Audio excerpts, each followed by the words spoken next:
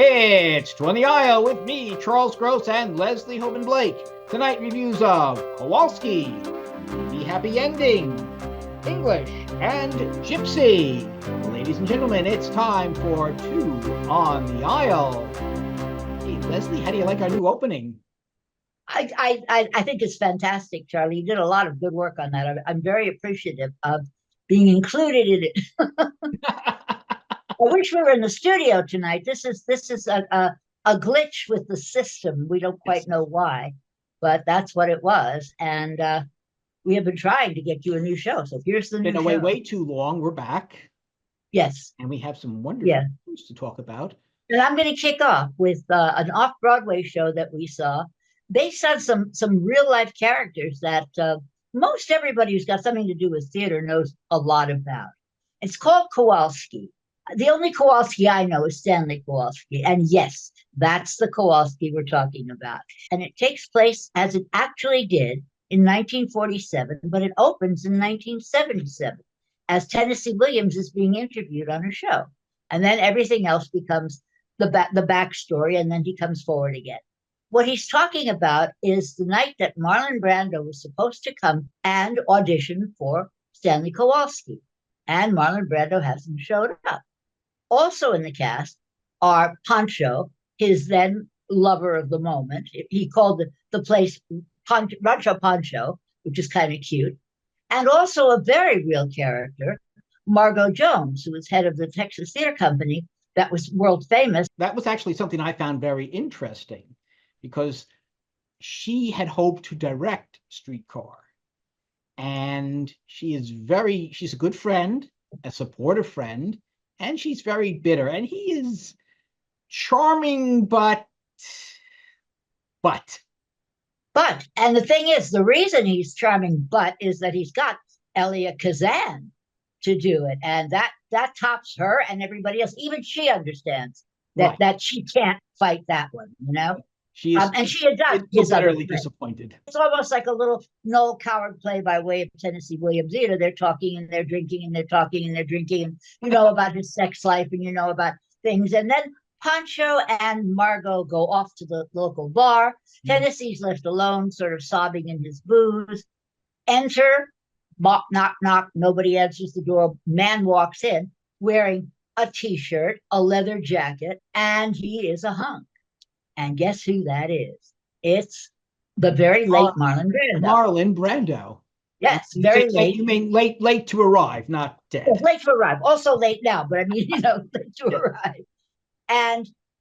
But he doesn't say who he is at first. He just comes in and says, you know, blah, blah, blah, blah, blah. And he's got this really strange voice that's in the back of his throat. He's not trying to portray actor. He's just portraying guy.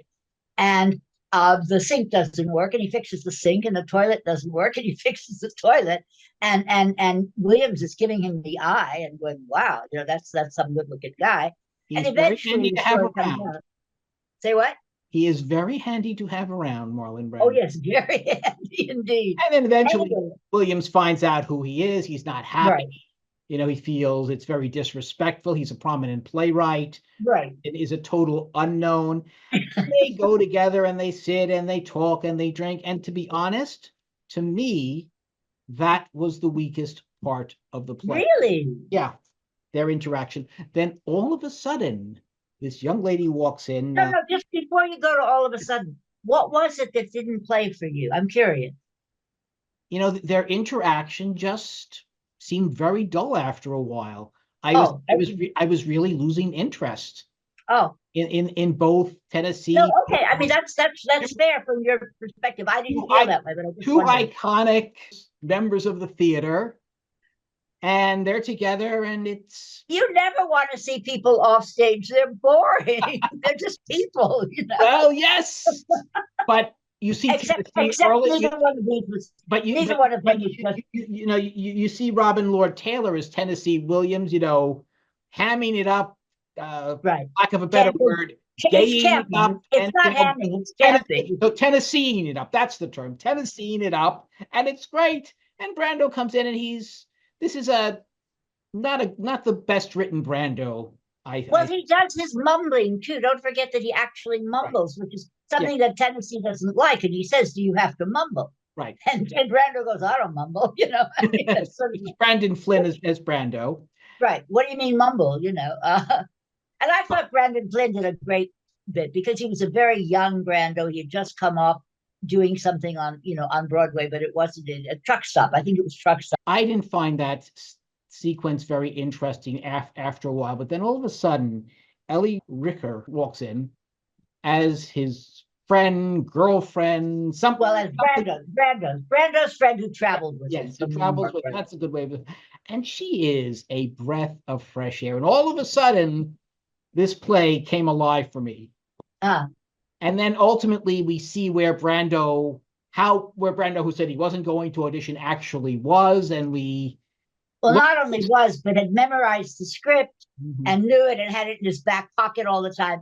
So we know that the whole thing that he did was shtick, and he was acting then as well. Right. And I love he uses a line from the play, and when he tells you, "Wait a minute, that's my line," and then we see, yes, his method to. I must say that I really, really, really, really loved this play. I loved it for the name dropping. I loved it. It as I say, it's sort of like Noel Coward with a Southern accent. I really liked the kind of witty repartee that I found it to be. My companion did not. That's his problem. But I had a good time. I knew who Margot Jones. I knew who the people were. I knew the cast of characters. And Joe is probably a made up, compilation of a lot of probably, but she was one of my favorite characters. She and Tennessee were my two favorite characters that evening. I didn't care for her that much. I thought she was airhead number 2, but that's okay. It was a very clever new play by Greg Ostrin. It was original, and it was directed by Colin Hanlon. I don't know either of their work, but I will say that I think they're up and comers, and it's really, really good. Okay. And how many playbills will you give it? Oh, I would give it 4.5. I think I also love the set, which was by David Gallo, who's not an up and comer. He's been here for a long, long time, and I've liked his work a lot. And you have the whole cottage, and the different things. It's wonderful. I'm going to give it 3 3/4. I enjoyed it all, not quite as much as you did, but okay. I just had a good time. I adored Brando. I adored Tennessee Williams.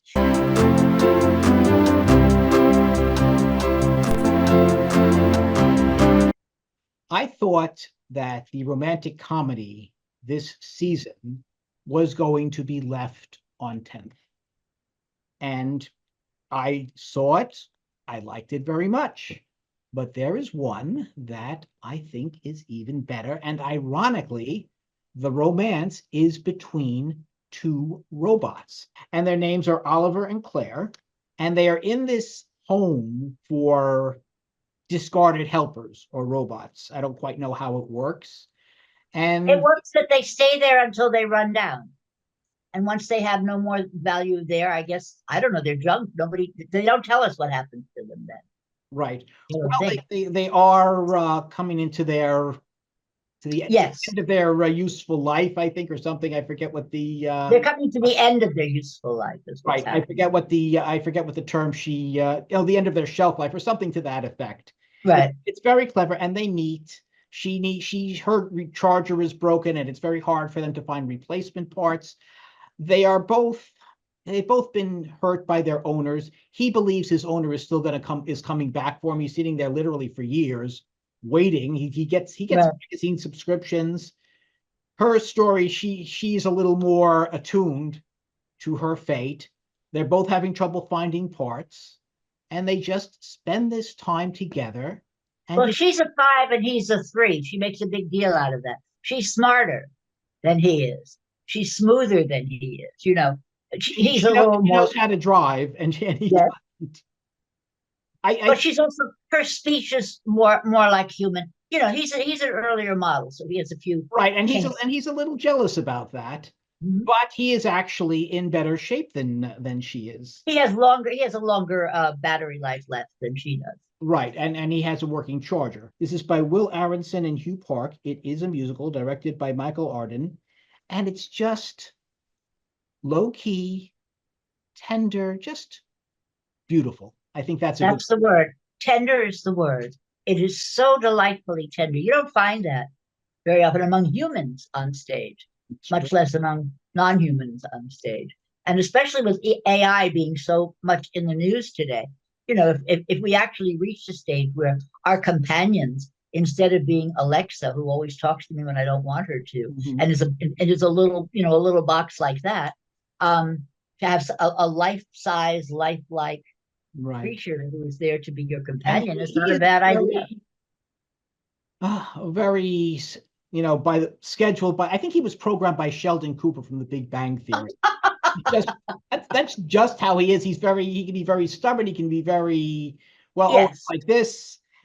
But each of them thinks that they know best. You see, that's when you say Sheldon, yes, he just thinks he knows everything.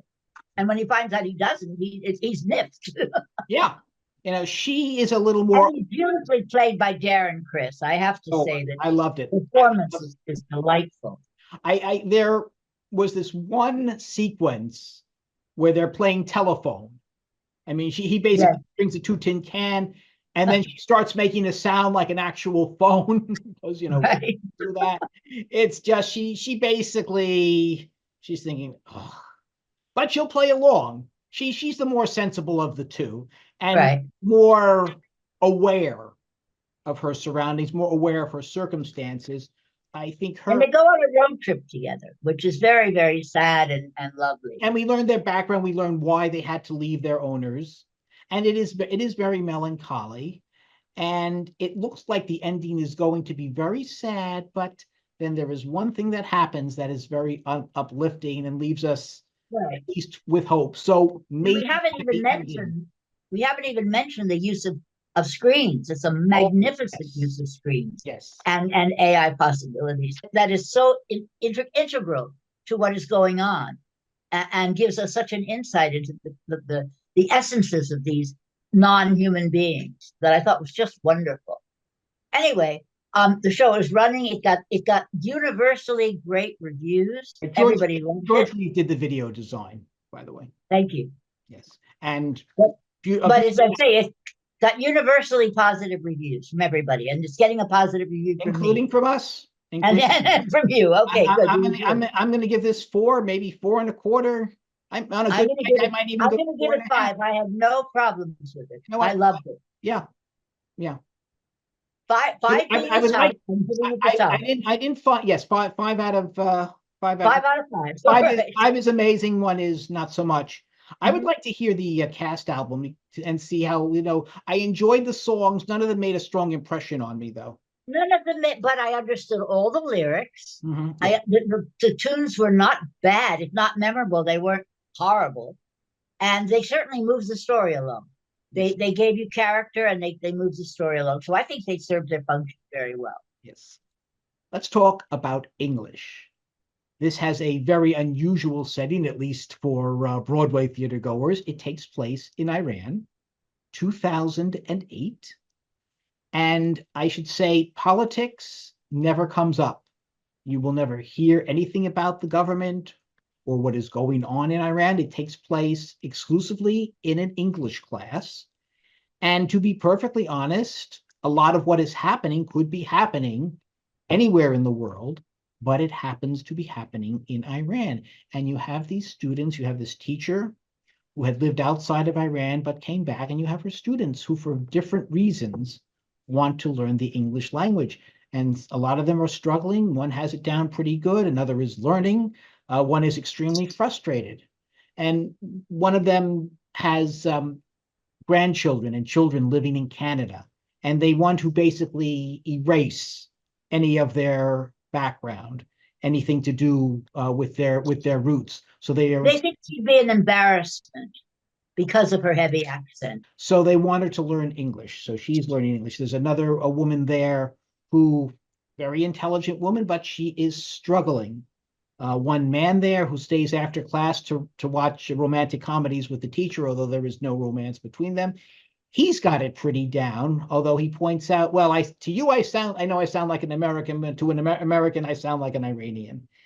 And what I loved was when they're speaking, they speak beautiful English when they're speaking in Farsi. And when they speak broken English, that's when they're speaking in English, English. the way they Yes, speak English, it's right? a very clever way of doing it. This is a very wonderful ensemble. It is Talia Ashi, Ava Lalazarzadeh, Puya Moseni, Marjan Neshat, and Hadi Tabal.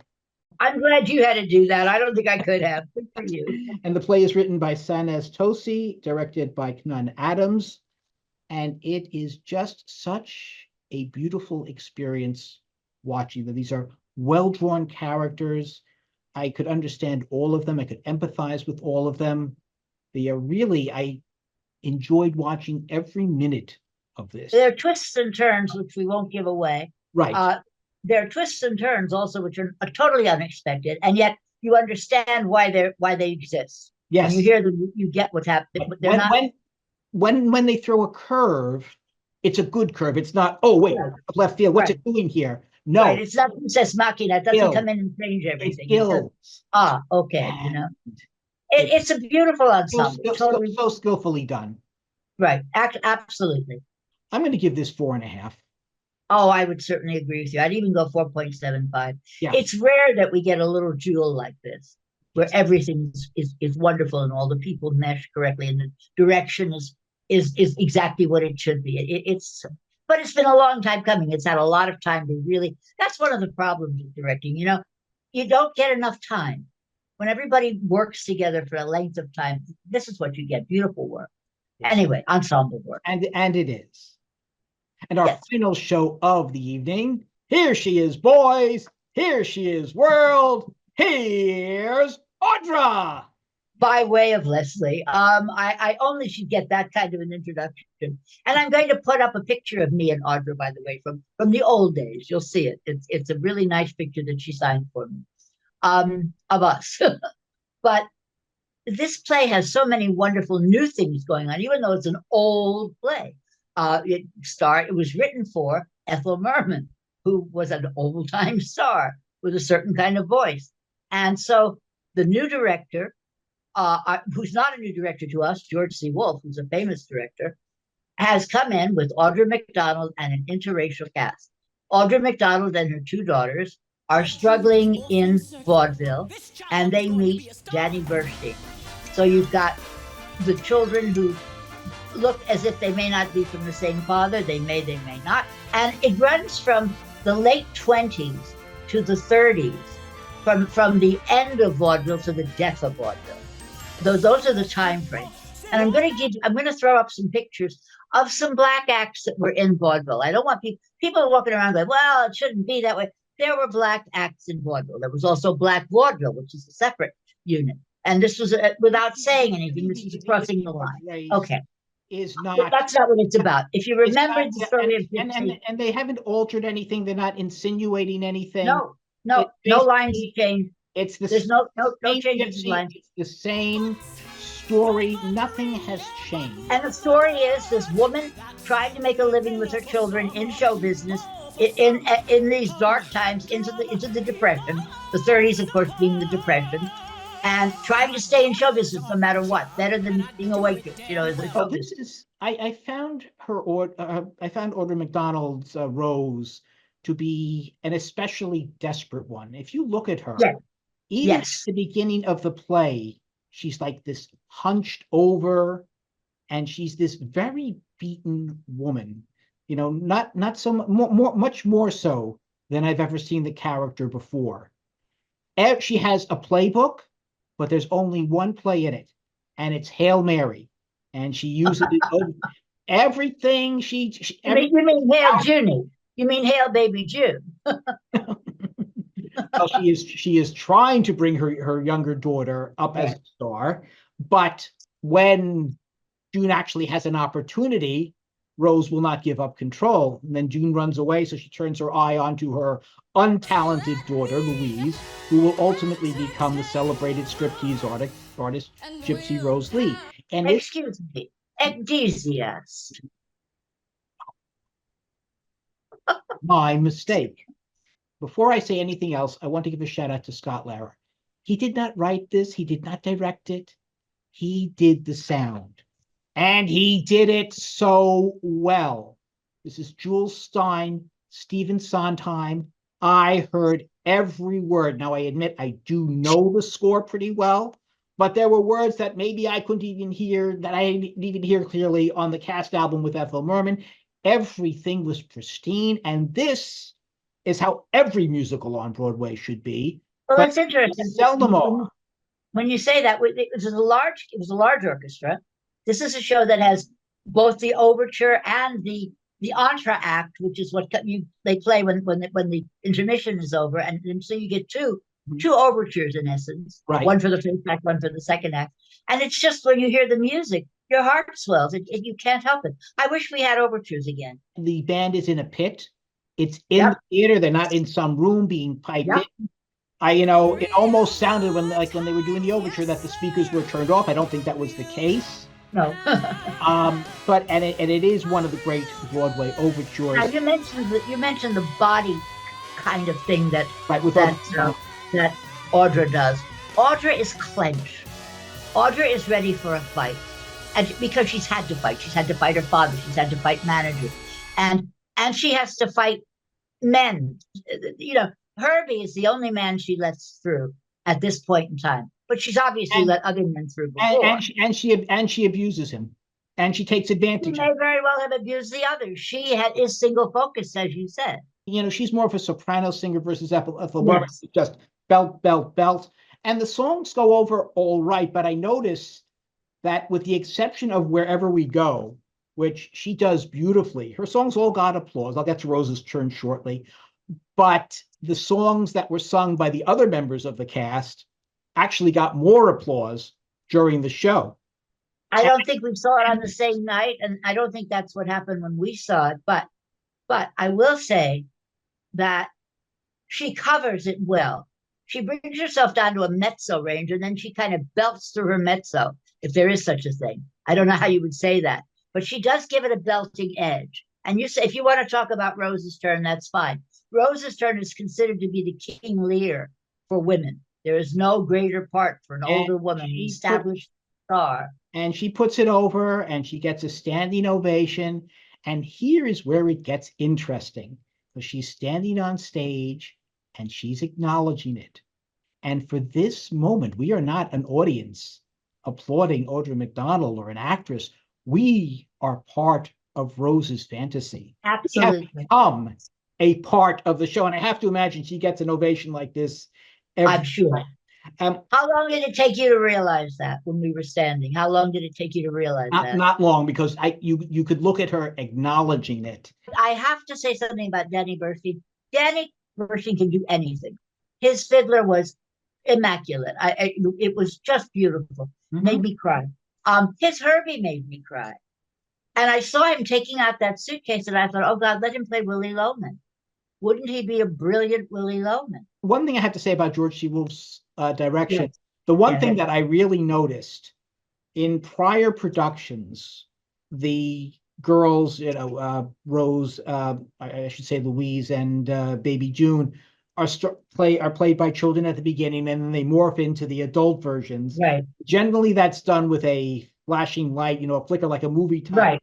Right. Here, they kind of come out. He does it a little more low key, low tech, and you see them coming out, and you see how Rose is kind of pushing Louise, that is to say, Gypsy, into the background. A very different take, and a very strong one. I thought. I love when they do the flashing light, but this was a really good alternate. Right. Well, again, I think this went for reality more than most of the ones that we've seen, and I think that helped bring it along. And also, we haven't mentioned the two.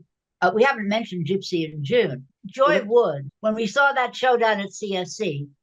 Yes, I can get it for you wholesale. Yes, and she was the vamp in that. And here she plays Louise, and she's plain and dowdy and standing in the background and hunching over like this all the time and not singing out, and then she becomes Gypsy. Now, she doesn't become Gypsy. And she vamps. And she vamps, but she doesn't become Gypsy. Does she vamp? She becomes a performer. Yeah. In other words, she goes from not being a performer to becoming a performer. And you see it happen in front of us, and it's lovely. Right. Well, that's Jordan Tyson. who Jordan Tyson, right? the two girls are so in sync, you really will believe that they Right. are sisters. And when they do If Mama Were Married, it's just heavenly. I'm not sure what I felt about Camille Brown's choreography. I know she's done some wonderful choreography in the past. I loved her for Colored Girls. She did some other things that I liked very much. The choreography, other than the stripper numbers, to be, you know, I thought that the tessitura, I thought the three ladies, as always, were wonderful. The three strippers were wonderful. Mm-hmm. Leslie Margarita, Lily Thomas, and Melinda Hull. I will give this 4.5. I'm not going to go up to 5 on it. I give it 4.75. I really thought it was fabulous. The expectations for a show like this are just so high. Gypsy is one of the greatest musicals ever written. Audra McDonald is one of the greatest musical theater performers ever. Absolutely. And then you have Danny Burston in the show. So if it's not 100% amazing, right, it doesn't hit its mark. Absolutely. And the interesting question here, what will Audra do next? You know what I want to see Audra do? I want to see her do Amanda Wingfield in Glass Menagerie. You know what? Joy Woods might play the daughter. Wouldn't that be intriguing? Yes. Wouldn't that be something? It would. Wow. Interesting how that brings us back to Tennessee Williams. Indeed. And on that very clever note, that is our show for this evening. When you go to the theater, look for Leslie and me, us too. On the aisle.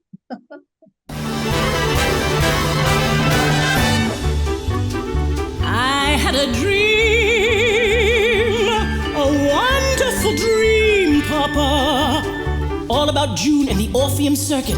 This child is going to be a star.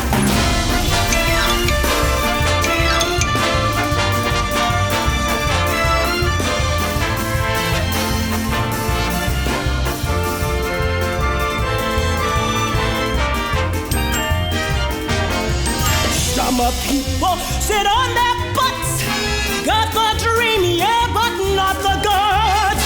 That's living for summer people, for some humdrum people, I suppose. My daughters are my job, and I do it damn well. So